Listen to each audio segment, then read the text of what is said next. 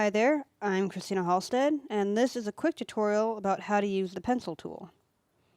So as you can see, you got the pencil tool and the brush tool. The brush tool basically affects, when you do the brush tool, you'll have a line that is basically made up of a fill, and you can affect the contour of this line. And the main difference between that and the pencil tool is that the pencil tool, there is no contour that you can affect, only the middle the central line. So basically you can make a pencil tool and then you can move it around and reshape it how you see fit using this little white arrow right here, which is called the contour editor. If you double click on any of these little orange points, the little contour points here, you can actually change their handlebar shape, move them around. You can detach them from the symmetry of the other one by holding Alt and the handle. You can always put them back together by getting it so that they're mirroring again. And you can also delete these contour points by double clicking on them and then hitting delete. So it's pretty useful to be able to have a line and then alter it if it doesn't quite line up with what you wanted it to do in the first place. A little quick tip here, if you're looking to select the handlebar and not the center point of the contour point, you can check by what icon they give you. With arrow with the square means you're looking at the contour point. Arrow with the circle means you're looking at the handle for it.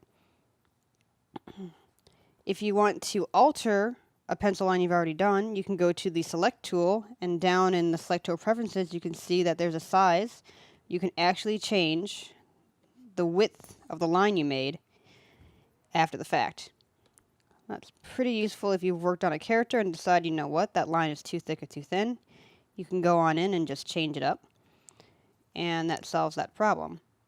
The last thing I can show you is that you have the smoothing effect. It basically alters how the line is drawn after you've laid it down. So if you have, let's say, a shaky hand, you can put smoothing on higher and it'll smooth it out for you. Let's make that a little bigger so you can see that a little bit easier. So the higher the smoother the line will be. The lower the smoothing, the more it's going to follow what you actually laid down. One more thing I can show you is that you can actually alter the line one more way after you've drawn it. So you draw your line. If you want to skew or slant it, you can go ahead and use the black arrow, which is a select, and you can actually change the shape of the line this way. Now bear in mind that with the pencil tool, the line will always remain the same thickness because the computer is controlling the thickness no matter what you do to the line, whereas the brush tool would change the shape because that's more of a fill rather than an actual line tool. So you can always do a little bit of nudging and pushing and pulling just with your select tool. And that's the pencil tool.